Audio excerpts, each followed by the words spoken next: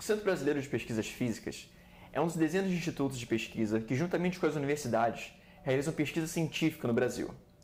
Nós sempre tivemos problemas com investimento do governo, mas atualmente estamos na nossa pior situação, com corte de quase 50% em todo o orçamento do Ministério de Ciência e Tecnologia, Inovação e Comunicações. Sem desenvolvimento em ciência e tecnologia, é impossível desenvolvermos um mercado competidor internacionalmente, seja pelo desenvolvimento de tecnologia, seja desenvolvimento de técnicas que possam desenvolver novas tecnologias, como também ciência básica que futuramente venha a ser ciência e tecnologia. A minha área de pesquisa se concentra em matéria condensada, usando o que nós chamamos de teoria quântica de campos. Esse tipo de estudo ainda é muito básico, mas ele pode, no futuro, vir a desenvolver tecnologias como de supercondutores, que podem revolucionar totalmente a computação, como a própria computação quântica. Eu trabalho com experimentos de ressonância magnética nuclear aplicado à exploração de petróleo. Eu faço mestrado em Física Teórica aqui no CBPF e trabalho com isolantes topológicos e supercondutores topológicos. E isso tem diversas aplicações, por exemplo, em computação quântica, em espintrônica. E, inclusive, ano passado, o Prêmio Nobel foi para os caras que propuseram um modelo de isolantes topológicos. A minha área de concentração é teoria quântica de campos e física de partículas.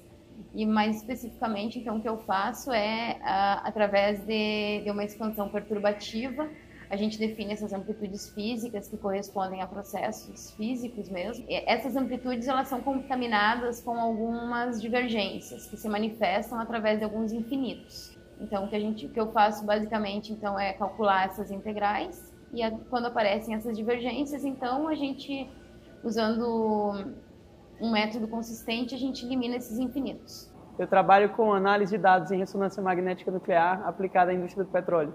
Sou doutora em Física pelo CBPF, trabalho com análise de dados do LHC, também trabalho com atualização de um dos detectores também do LHC. Existem aceleradores aqui também no Brasil. Óbvio que o LHC é o maior acelerador do mundo.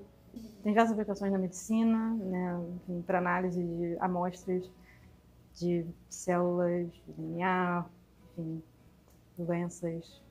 Eu estudo cosmologia observacional. A cosmologia observacional é uma área que trata do estudo do universo, desde a origem, a evolução do universo. E para fazer esse estudo, o que eu faço é estudar estrelas, galáxias, aglomerados de galáxias. Especificamente, eu estudo aglomerados de galáxias através do efeito de lentes gravitacionais. Sou mestre em Física com ênfase em instrumentação científica e durante meu mestrado eu trabalhei com filmes finos, mais especificamente para fazer revestimento de prótese humana. Atualmente eu trabalho em colaboração CBPF, Petrobras, trabalho com a parte de simulação computacional para fazer estudos de materiais rochosos.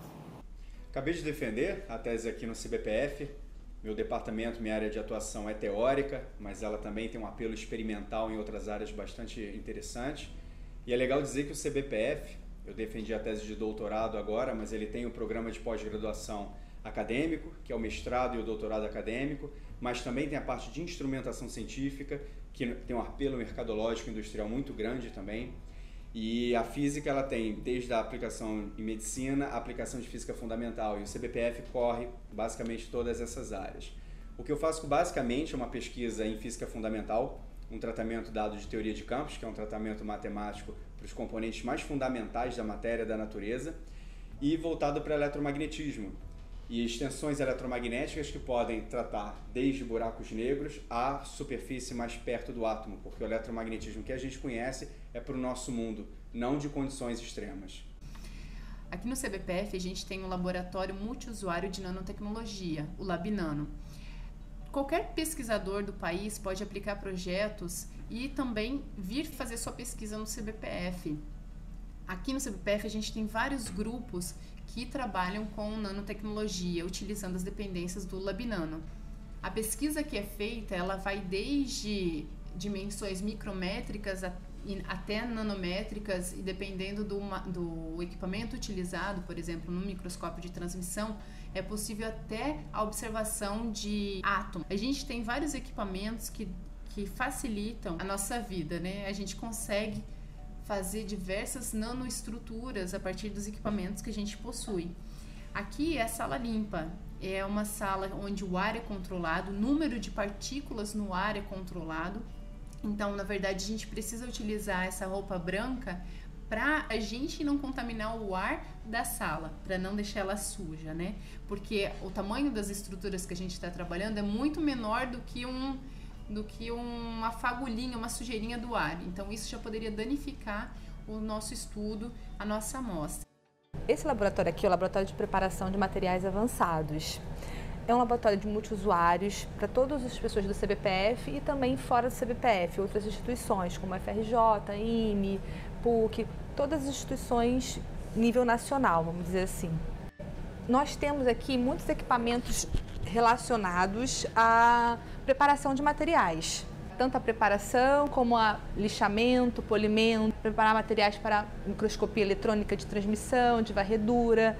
Damos suporte também na parte de pesagem, com balanças analíticas. Temos estufas, fornos para preparação de material, capela para manipulação de reagentes químicos, um forno a arco, que é um forno para fazer fusão de ligas metálicas. Então, é um laboratório de suporte. A importância da criogenia para o CBPF e para algumas outras instituições que têm em torno do CBPF é que a gente produz aqui nitrogênio líquido. Por exemplo, amanhã um colega meu da UF pediu nitrogênio, porque eles estão com problema lá de nitrogênio, então ele vai vir aqui buscar 25 litros de nitrogênio. O pessoal da Unirio aqui do lado pega nitrogênio líquido, né, para fazer os experimentos dele.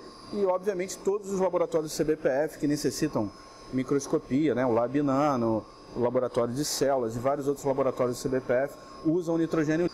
E, além disso, o que é mais nobre aqui no CBPF é a produção de hélio, né, um recurso natural que está lá embaixo da crosta terrestre, e isso é um dos primeiros recursos naturais, é o primeiro recurso natural que vai se esgotar na Terra. Então o uso ele é caro e o uso tem que ser com uma certa responsabilidade. Para que a gente possa baixar a temperatura de experimentos, fazer experimentos de supercondutividade, por exemplo, em função da temperatura, você quer ir desde 1 Kelvin ou milikelvin e até temperatura ambiente, né? Vir até a temperatura ambiente. O que permite fazer isso, na maior parte dos casos, é o uso de hélio líquido, que tem a temperatura de ebulição dele em 4,2 Kelvin. Então essa máquina permite que a gente pegue o hélio, né? A gente compra o hélio das empresas, da White Martins, por exemplo, da Linde e vários outros fornecedores. Ele vem em garrafas térmicas como essa, ele é usado nos laboratórios e ele é recuperado por essa linha de recuperação. Ele é armazenado e depois ele é reliquefeito para depois ser reutilizado nos laboratórios.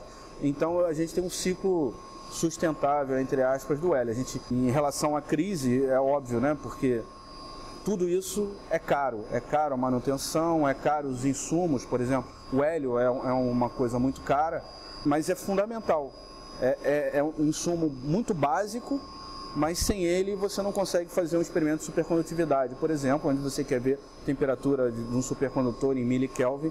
Sem o hélio líquido, sem nitrogênio, sem água gelada, a gente não consegue fazer isso. E atualmente a realidade temos um pouco de hélio ainda que vai nos sustentar até o final do ano. Para o ano que vem, só se vier mais dinheiro, se vier mais condições, né, mais recursos. Sem isso, a tendência é encerrar um pouco das atividades. E à medida que os equipamentos vão dando problema, a gente está tendo muita dificuldade também de manutenção dos equipamentos. Você observou toda essa nova geração de cientistas que eu apresentei para você nesse vídeo? Existem dezenas mais, centenas mais. Existem estrangeiros aqui também fazendo esse tipo de coisa para você no Brasil. Então, pressione políticos para que eles invistam em ciência. Nas próximas eleições, vote em políticos que tenham ciência na sua pauta e incentive também iniciativas como o Instituto Serra Pilheira, que, de forma privada, está incentivando a ciência nacional.